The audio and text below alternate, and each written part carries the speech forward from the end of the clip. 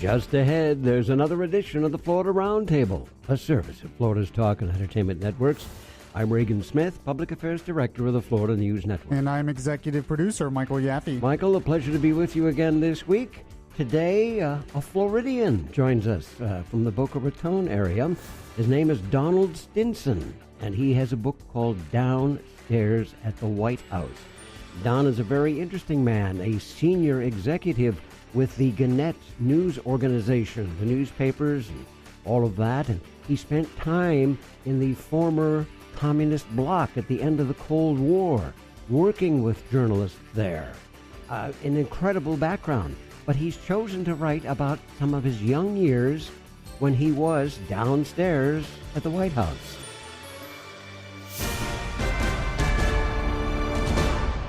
Our culture is absolutely obsessed with the search for love.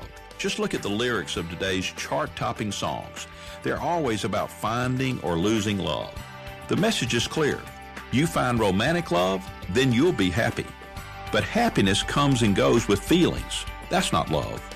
A real love is more powerful and more enduring. It's not based on feelings. It's based on commitment. It's called God's love. Jesus makes it very clear that this love is available to us all. It's unlike anything we find in the movies or in another person or even in the most heart-wrenching love song on the radio. Because God's love will never fade or change. When we experience this kind of love, it changes how we love others. When we know the assurance of God's love for us, God gives us a love powerful enough to love anyone, even those hard to love. And that is a love worth finding. This is Bryant Wright, speaking right from my heart. Want to fly somewhere? Looking for cheap flights or cheap tickets?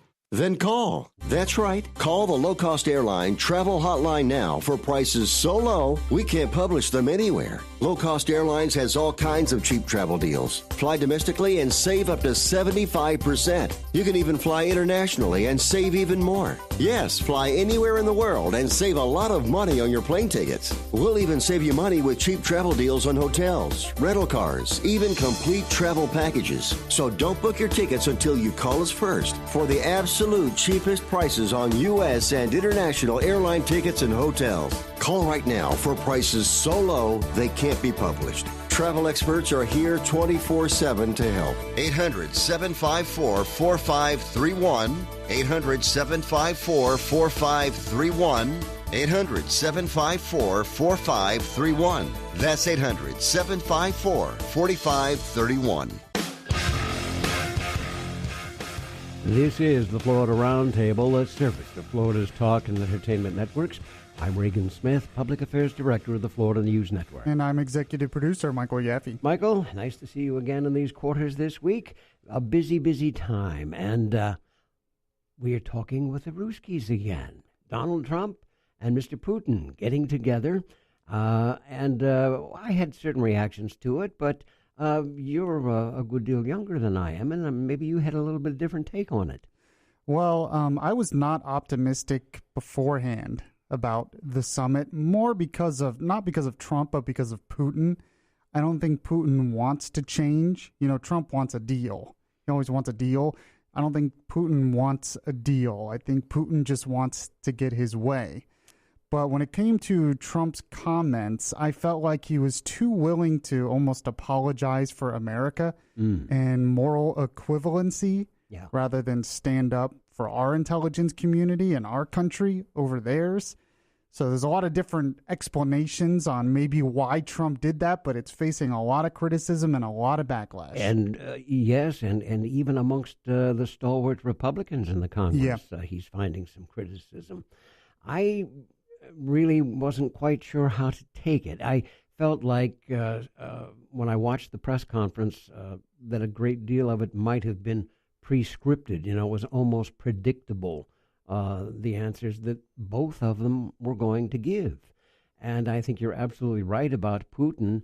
The fact that he has now been the president so long and has 6 more years in front of him, I guess it is almost hearkening back to the days of the old dictatorships. Right. I mean, it pretty much is in a lot of ways. Yeah. Well, he wasn't he the senior KGB guy right. at the end of the communist run there?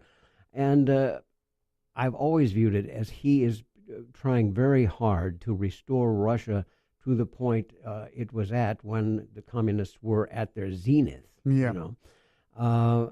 And so far, he seems to be getting away with it. Nobody's talking about making him give Crimea back, And if I lived in Estonia, Latvia, Lithuania, I think I would be very nervous these days. I think they are.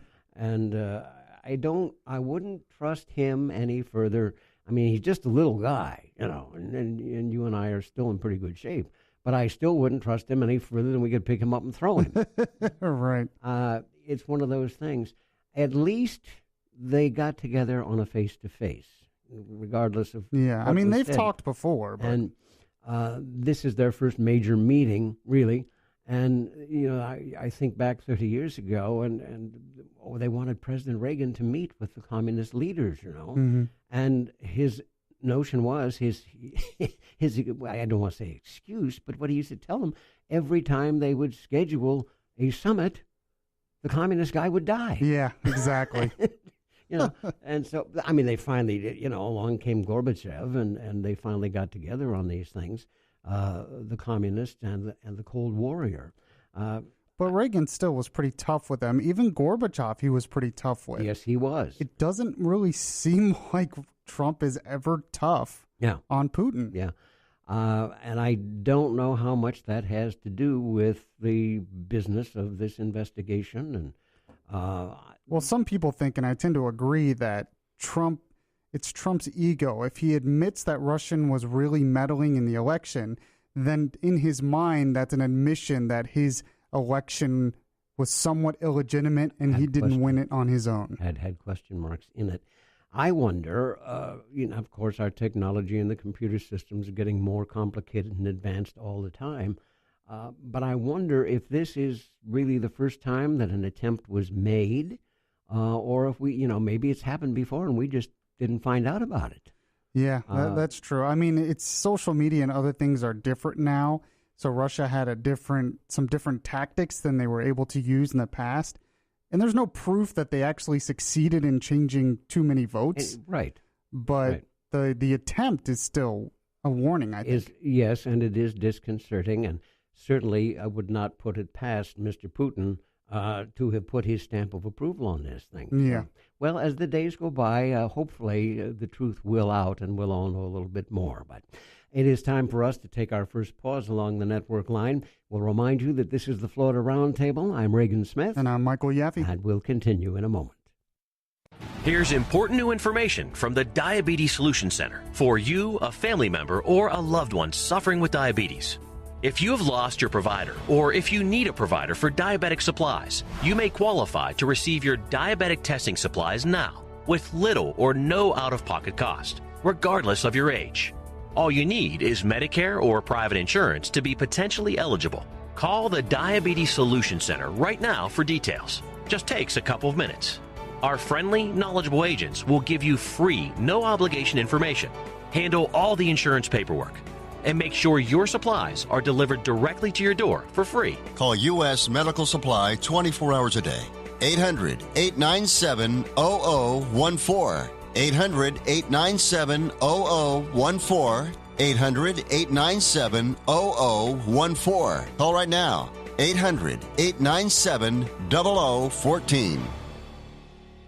In a world of tiny tomatoes and backyard pests, one man and his better half dig deep to save backyard gardens. Joni, stand by to upload expert videos. Already loaded, Tom. Wow, you're good. You're not so bad yourself. Tom and Joni McCubbin star in hisandhersgardening.com. Critics rave. Tom and Joni, they really grow on you. 2 green thumbs up. Don't miss hisandhersgardening.com. Precious Rose, you color our world till insects and disease turn it upside down. So we've created Bare Advanced All-in-One Rose and Flower Care. It's the no-spray formula that works 3 ways, controlling bugs and disease as it feeds for brighter, more vibrant flowers. So count your blessings and stop to smell the scientific advances. Available in easy-to-use liquid and granules. Bare Advanced. Better science, better results. BareAdvanced.com. Always read and follow label directions. We are back. You're listening to the Florida Roundtable, a service of Florida's Talk and Entertainment Networks. I'm Reagan Smith. And I'm Michael Yaffee. And Michael, as promised, we were off to Boca Raton this morning, where we are joined by Donald Stinson, who is the author of Downstairs at the White House. And Don, welcome to the Florida Roundtable. Oh, great to talk to you. Thanks for having me. Well, for those of you who are not familiar with Don, a graduate of American University, former newspaper executive with the Gannett Company, and he, after the Soviet Union collapsed, he was in Russia, Slovakia, Poland, working to help establish a free and independent press there. He was held hostage for a while. Wow. And it would seem like you might have 4 or 5 books about that time period. But as you say, you actually played a truly insignificant member of the White House staff during Watergate. So we get downstairs at the White House. What made you decide that you were going to do this particular time?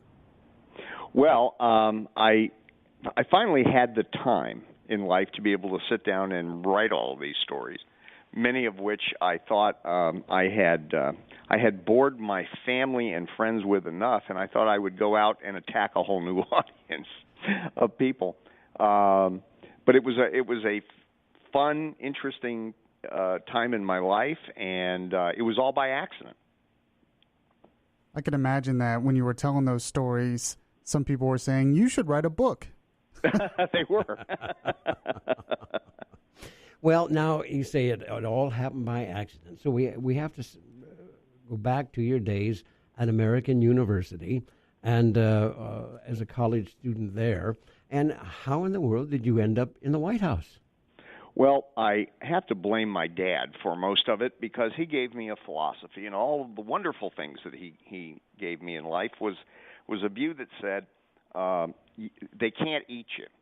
So go out, introduce yourself to people, try things. They may get aggravated at you. They might even fire you, but remember, they can't eat you. And so, he gave me a view of the world of kind of attacking the world rather than letting things happen to you. I was very fortunate to kind of stumble into a program that allowed me to go from my junior year of high school into college at American University in the fall of 1972. And that's what put me in Washington at such a young age.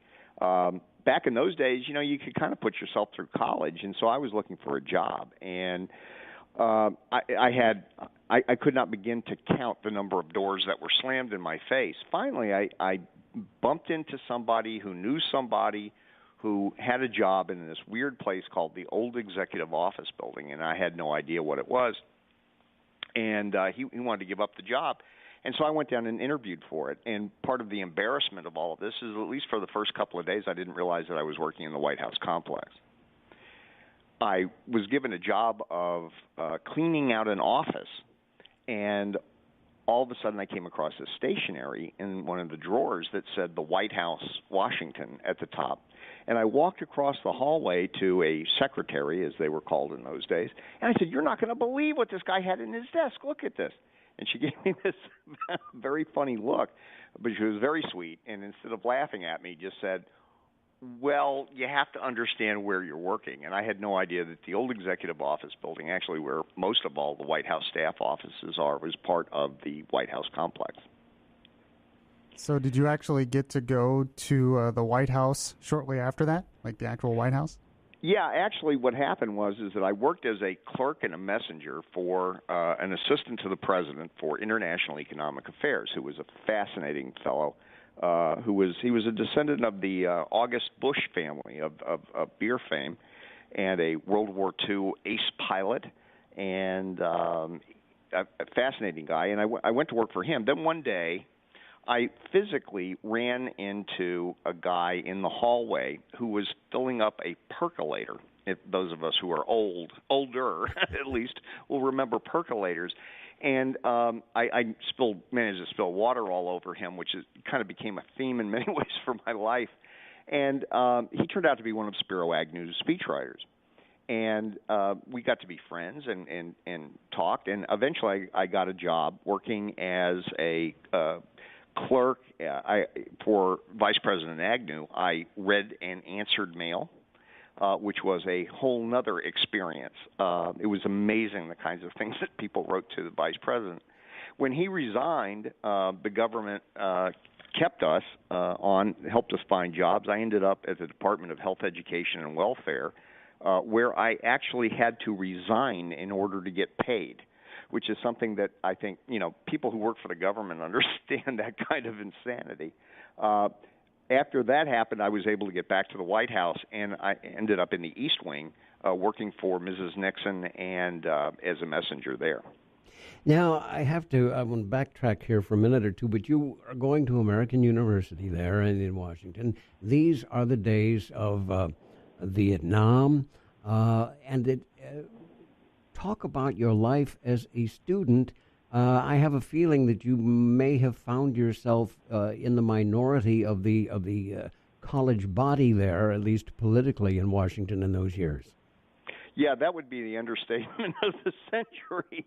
I'll tell you, once it got around that I was working in the White House during that time, getting a date was almost an impossibility.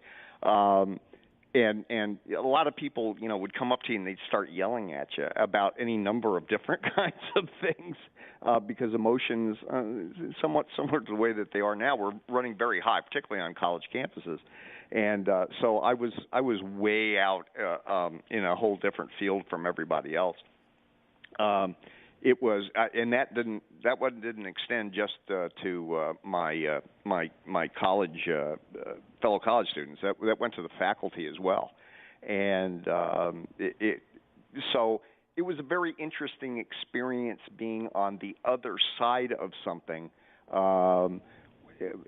because at that time, this was before the smoking gun tape had come out. This was before a lot of the revelations that would come in 1974, and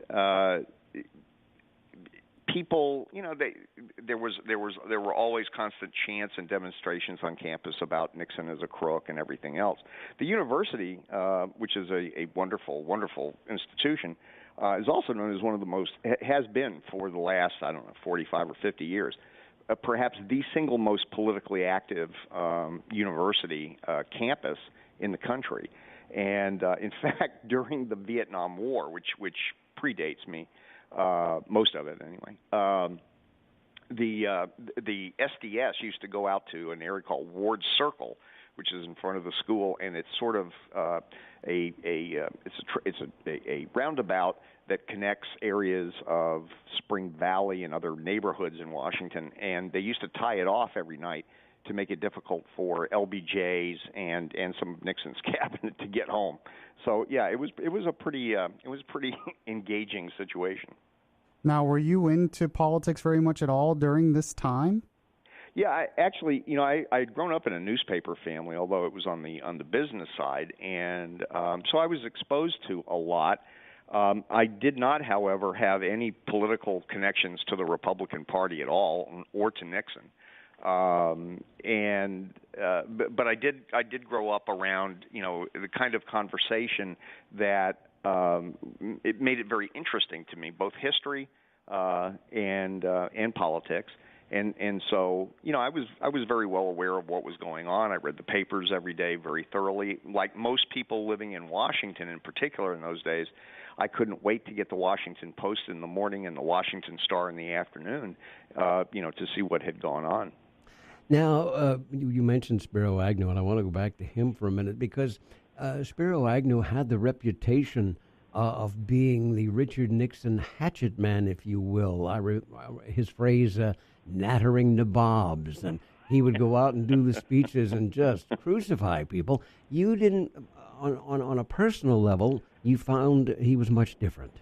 Oh, yes. I think that's one of the interesting things in being young in that environment is that most everything's a clean slate. And so I saw him as what he was to me, which was an extremely nice man who actually took an interest in me. He knew where I went to school. He knew what I was studying. I had an opportunity to get to know one of his daughters, and he was very generous, very nice, very engaging kind of fellow. So, and I think, as time went on and I had interactions with President Nixon and with President Ford, the cardboard characters that people are made out to be, it's often not true. Sometimes it is, but often not, and they are human beings. And Vice President was very kind, very nice indeed.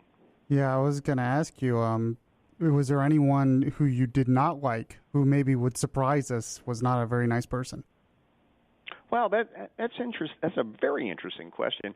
But I really can't. I can't think of anybody offhand. Actually, I was a kid. I actually had a security clearance, believe it or not, before I was old enough to vote. And I was that kid who everybody kind of knew, but didn't know. They knew who I was. But they didn't know my name. And most everybody was very nice. I knew, on a casual basis, John Ehrlichman, who was known to be very, very tough and involved deeply, obviously, in Watergate. But he was very nice to me. I met folks who often would stop and talk to me. They were willing to do that. I mean, some very gracious people. One of those was John Connally, who was had been Nixon's Secretary of the Treasury, and he had also been the governor of Texas and had been shot, as you guys know, with President Kennedy on November 22nd, 1963. And I was able to have conversations with him. In fact, a funny story that goes with that is that when I worked for Vice President Agnew, some very weird stuff had come in the mail, and I was normally things that looked like a threat we would take right to the Secret Service, and I went down to the Vice Presidential Protective Division and took them. It was a garbage bag that was filled with stuff and stuff that looked bloody. It was really horrible, and I gave it to one of the agents down there. And while I was down there, this agent that I knew turned to me and he said, "Don, I want you to meet Mr. Hill." I tell you what, hold on to that, Don, because we'll come back to that and pick it up. That's a great story, but we do have to take a pause along our network line here and remind folks that they are listening to the Florida Roundtable, a service of Florida's talk and entertainment networks. I'm Reagan Smith. And I'm Michael Yaffee. Our very special guest today is Don Stinson. He is the author of Downstairs at the White House, from Eastern Harbor Press, available at all the fine bookstores. And if you'll stay put, we'll continue in a moment. I'm going to clean the tub and shower. It's a big job, so nobody interrupt me. Okay.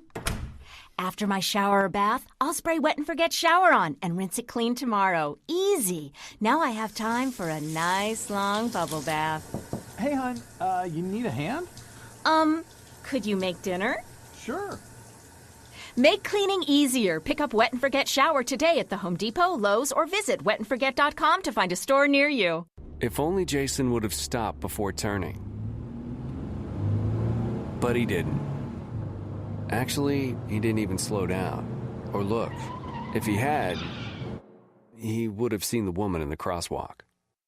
1 in every 4 traffic fatalities involves a pedestrian, so please stop before turning right on red and always yield for pedestrians. Safety doesn't happen by accident. Alert today, alive tomorrow. A message from the Florida Department of Transportation.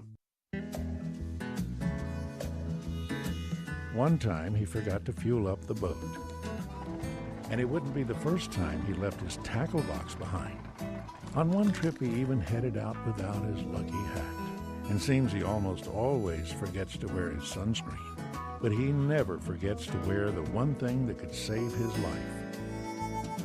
Life jackets save lives. Wear it, Florida. Visit myfwc.com for more information. Is your yard a glorious utopia? One that deserves protection from the invasion of blackberry? If so, then your passion is our passion. That's why Bayer Advanced has made Brush Killer Plus. It uses a systemic formula that kills blackberry to the root, and it's now available in a new 1.3-gallon ready-to-use pump sprayer, making it even easier to apply. Brush Killer Plus from Bayer Advanced. Your passion is our passion. Visit BayerAdvance.com. Always read and follow label directions. Leaving tobacco behind isn't an easy task. In all honesty, it's a very hard thing to do. The good news is, if you want to quit, Tobacco Free Florida offers free help, support, and the tools you'll need to succeed. Area Health Education Centers offer free classes that are run by professionals who know what you're up against. It's comforting to have a face-to-face conversation with a person who knows exactly what you're going through as you begin your quit journey. If you've tried to quit tobacco before, or if you've been avoiding trying to quit, now is the right time for you to succeed. Area Health Education Centers offer free classes that are designed to help you quit and offer free nicotine replacement therapy like patches, lozenges, and gum. Remember, it's free, so you have nothing to lose. There's a quitter in you, and with the help of Tobacco Free Florida's 3 ways to quit, you'll double your chances of success. If you or someone you know needs help quitting tobacco, you can call 1-877-YOU-CAN-NOW or visit us at tobaccofreeflorida.com. We tend to focus on the material and the temporal and neglect the eternal and relational. But none of us knows the number of days that God has planned for us. Don't put off until tomorrow the really important things you can do today, like getting right with God and getting right with others. God became a man in the person of Jesus to show us how. Start by getting right with God through Jesus. Then show your family how much you love them. If you're married or a parent, surprise them by occasionally coming home early. Tell them you love them. Plan fun things to do with them. Help someone you care about, someone who needs you at the office or in the neighborhood, or maybe someone who needs a friend. Maybe just be someone to listen and hold a hand. Even seek to be right with those who are not for you. It may not be the last day that you live here on earth, but it may become a great day for you and those you care about. This is Bryant Wright, speaking right from my heart. Visit rightfromtheheart.org. That's rightfromtheheart.org. From Pensacola to Key West and all points in between, you're listening to the Florida Roundtable, a service of Florida's Talk and Entertainment Networks. I'm Reagan Smith. And I'm Michael Yaffee. Our very special guest this day is Don Stinson. He is the author of Downstairs at the White House. He resides in the Boca Raton area. The book available at Eastern Harbor Press, all the fine bookstores, and Amazon.com and places like that. And Don, thank you so much for being with us. As we went into that last break, you were talking about your stint in the White House there, and you'd met John Connally, and one day you were delivering some rather questionable-looking material that might have been hazardous down to the basement. Right. I took it to the Secret Service. There was a bag that was filled with actually pornographic photos that a guy had cut out, broken electric scissors, and some rags that looked like they had blood on them. So I took them down as procedure call down to the Secret Service and gave them to one of the agents. And the agent who I knew turned and said, "Don, I'd like you to meet Mr. Hill." And so, you know, at that age, I was very aware of politics and history. But I was also usually fascinated. My number one priority was food, and I remember going over to get some Danish or something that they had down there, and I didn't really pay much attention, and I just kind of shook hands and said, "Nice to meet you," and whatever, and I got ready to go, and my friend, the agent, stopped me and he goes, "Hey, dummy, don't you know who that is?" And I said, "No," and he goes, "That's Clint Hill." Uh-huh. And, you know, as many of your listeners will remember, Clint Hill was the Secret Service agent who threw himself on the back of President Kennedy's limousine on November 22nd, 1963, to shield Mrs. Kennedy. And I can say this. He was the first American hero that I ever met. No one has ever out-heroed Clint Hill in my eyes and what he accomplished that day.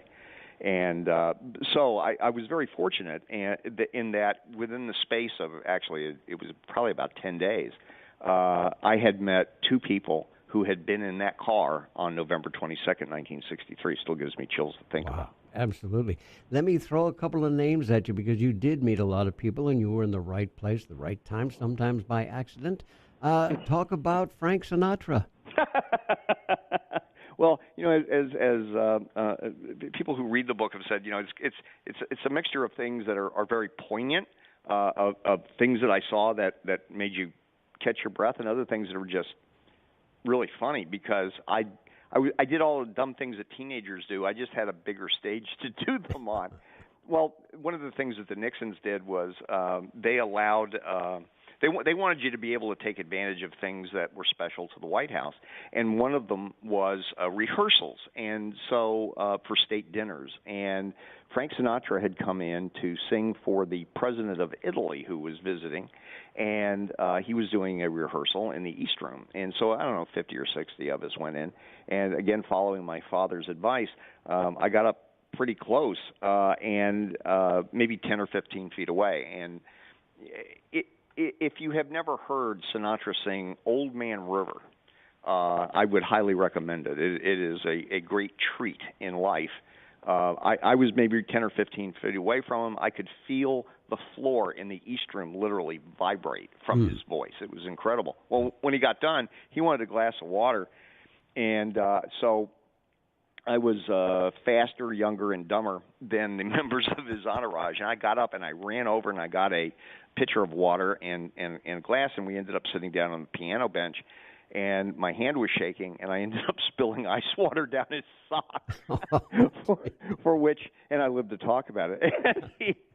He was very gracious about it, though. And, in fact, he kind of ruffled my hair, and he said, hey, I like you, kid. Come see me in Vegas sometime. And I was dumb enough to actually believe him. And I went looking to see how I could get a ticket to go to Las Vegas, which financially was a great impossibility for me. But I got to meet a lot of people who came in and out of the place on a regular basis, and that always just added to fun and fascination. I would love for you to tell the story about Bob Hope and Charlton Heston. Well, that one happened actually before I went to work in the White House, and a friend of mine and I, actually who lives here in Boca, he's a doctor now, we were able to get tickets to some inauguration events. That somebody really mistakenly gave to us. We decided that we would take dates because there was free food that we could capitalize on. And we went to this particular reception. And while we were there, I saw over across the room Bob Hope and Charlton Heston.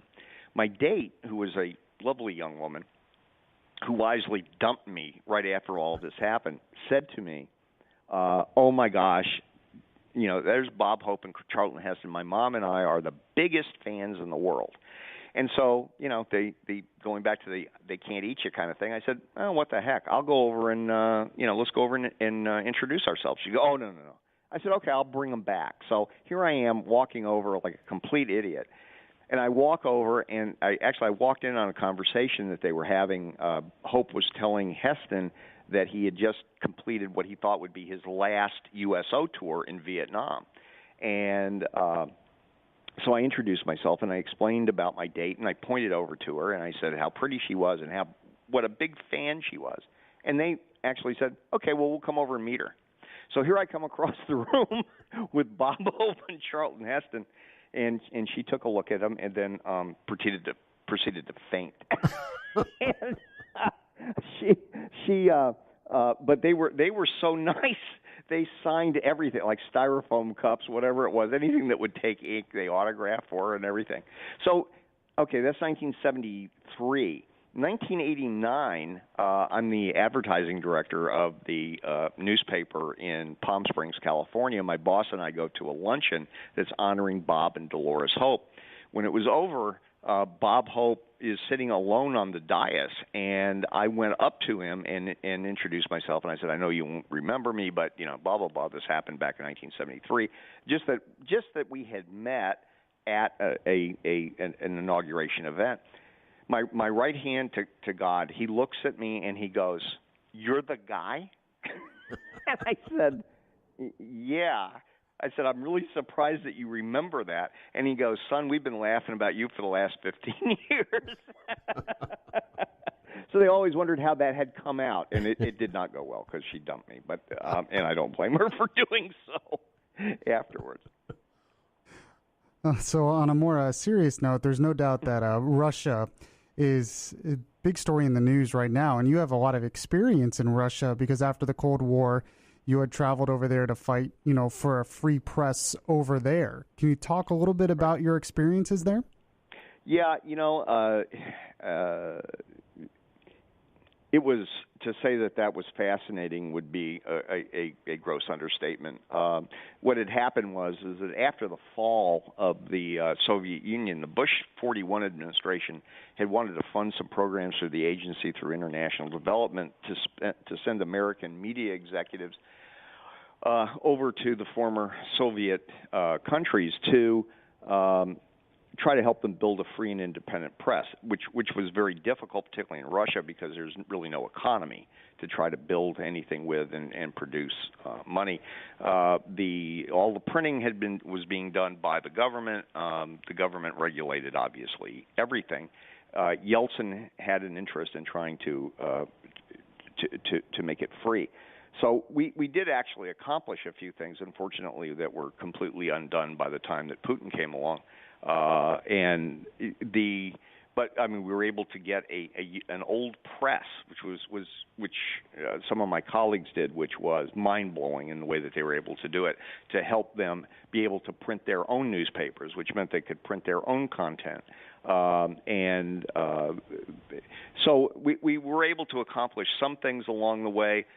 Then there were a number of very funny stories. I was held hostage in a nice way at a smelting plant, of all things, and along with some of my friends, and we had a number of very funny stories. A couple I relate in the book, but I might write another book about some of that. But the funny thing is that people will. I've heard actually people say, well, Russia doesn't seem that bad. I can assure your audience that it is an absolute hellhole, and it's all very sad. In fact, one little side story to it is that, as I learned, is that there were only two things that the communists didn't mess with, and they were your pets and your sexuality. And so everybody had very elaborate things for pets, hamster, you name it, very elaborate. And the other thing is that a lot of the women, were overdone. A lot of them looked like streetwalkers, only because that was the only way they had to express themselves. Don, I'm sorry the clock has caught us, and we're going to have to leave it there, but we want to say thank you for all your time this day. It's an extraordinary story, Downstairs at the White House by Don Stinson. It is from our friends at Eastern Harbor Press, available at all the fine bookstores around Florida and Amazon.com. And, Don, we'd like to invite you to come back and do this with us again soon. I would love to. Thank you so much. What a pleasure. Our pleasure, sir. Don Stinson, Downstairs at the White House, the Florida Roundtable. Back in a moment. Are your pets ready for hurricane season? When packing your pet preparedness kit, include food and water for at least 3 days and any medicines. Gather up any important documents like registration and vaccination info, and consider microchipping them now. If you plan to evacuate, check for pet-friendly shelters or hotels in advance, and pack familiar items like toys and bedding that can help reduce stress. This hurricane preparedness tip has been brought to you by Storm Peace Hurricane Protection. This affordable supplemental insurance covers you where homeowners insurance doesn't. Visit stormpeace.com for your quote today. Unexpected expenses can hit anyone, and many Floridians turn to small dollar loans to manage those temporary financial challenges. When using a small dollar loan, be sure to choose a state licensed lender. Remember that borrowers have rights under Florida law, including flexible repayment options if you can't repay on time. Make sure you understand the cost and terms of the loan before you borrow, and only borrow what you can afford to pay back. For more information, go to borrowsmartfl.com. This message is brought to you by the Florida Community Financial Services Association. Wow, your flowers are gorgeous. What's your secret? It's no secret. It's Bear Advanced. You mean these blue bottles? Uh-huh. I protect my beauties with all-in-one rose and flower care. It's insect and disease control plus fertilizer. Really? What's this 12-month tree and shrub protect and feed? Oh, I use it on my trees. It kills bugs for up to a year, plus it feeds. It's that easy. Hey, where are you going? To get my own. I want a great yard, too. Bear Advanced. Get more from the blue bottle. Always read and follow label instructions. Guilt. To most, it's just a word. But if you hit or worse kill a pedestrian while driving, guilt becomes your shadow, following you every day for the rest of your life. And let's be honest, you have a lot of life left to live. So please, stop before turning right on red and always yield for pedestrians. Because safety doesn't happen by accident. Alert today, alive tomorrow. A message from the Florida Department of Transportation. We are back. You're listening to the Florida Roundtable, the service of Florida's talk and entertainment networks. I'm Reagan Smith. And I'm Michael Yaffee. And I enjoyed listening to Don Stinson. I enjoyed reading his book, Downstairs at the White House. It is a marvelous collection of stories, some of them serious, some of them humorous, as he has related here. But, of course, a time and a place. And one of the things that we didn't get to talk about, maybe we'll get him back sometime, while he was there, Vietnam was at the height. LBJ, Richard Nixon, saying that they felt that they were virtual prisoners inside the White House, that 40, 50, 100,000 students surrounding the White House, sometimes 24 hours a day, sometimes 7 days a week. Towards the during the Lyndon Johnson years, they would stand there and chant, "Hey, hey, LBJ, how many kids did you kill today?" And at that time, the death toll could be running 500 to 600 a week. Yeah, go ahead. I was just going to say, that's got to take a toll on someone's psyche, even a president, if you're just hearing that constantly. Yeah. Wow, I never really thought about that before, but... And this was, of course, the time of the first television war. There were only 3 television networks. Yeah. And the news was 6:30 to 7 o'clock each night, Eastern time. And there was the war, young men dying on your television screen in your living room. Yeah, I think there's no doubt that the advent of television really changed the politics of war in this country, the reaction of war in this country. It certainly did. And it's amazing. I was in college about the same time Don was. Of course, I'm out in Cleveland, Ohio, which is still the college crew was much the same that you're finding today. They're the ones that are the mainstay of the demonstrations and the objections. But I think a look backwards also is in order sometimes when we think, oh, how terrible, when we see the things going on and with the president in Europe last week and thousands of people out in the streets in various cities protesting. It has been much, much worse. Yeah. I mean, I know you're trying to put a positive spin on things to tell us that, things have been worse. They're not as bad as they seem right now, and we'll get through it like we've always gone through it. So I hope you're right. I'm glad there are people like you who teach history and and give us that perspective, because it is a perspective that we really need. Thank you for that. It's one of those things we can always find. I hope we can continue to find times that were a little bit worse, or points that so many people think, oh, we're at a low point here and we're scraping the bottom. No, not even close. Get out your history book. Ken Davis has a marvelous volume entitled "Don't Know Much About History." Oh yeah, those are great. He's been a guest on. Series. He's been a guest on the show. Oh man, I would love to talk to him. Those are the kinds of things that we can find out. John Connally, part of the story that Don didn't tell you, he'd been the Treasury Secretary. He was in the car with John Kennedy and Mrs. Kennedy on that assassination day. He and his wife on a jump seat sitting right in front of the president. He was wounded, and he survived. And as the time went along, John Connally migrated. He was a Democrat governor of Texas, and he was a big supporter of John Kennedy, a Democrat president. As the years went by, he migrated into the Republican Party. Really? Why is that? And, like Ronald Reagan used to say, he didn't leave the party left him. He was a Southern Democrat and fairly conservative, and he ends up being Richard Nixon's Treasury Secretary. And when Spiro Agnew resigned, Richard Nixon's first choice to be the new vice president was John Connally. So John Connally could have been president. Yes, he could have. When Nixon trotted this out to the Republican stalwarts in the Congress and the Senate that we're going to have to make sure that this new vice president could get approved. He got this reaction like that, well, we're delighted that he's joined the Republican Party, but all of his adult life and whatnot, he was a Democrat. Oh, so they didn't trust him as a Republican yet. At that point, well, Ronald Reagan did the same thing. But at the time of John Connally, the Republican hierarchy and establishment was not ready to accept him. Right. And so he remained for a while as Treasury Secretary, and that's how we ended up. Gerald Ford was the minority leader of the House, and everybody liked Gerald Ford. Nobody had a bad thing to say about Gerald Ford. We didn't get down to talk about him either. He had an opportunity to meet him, too.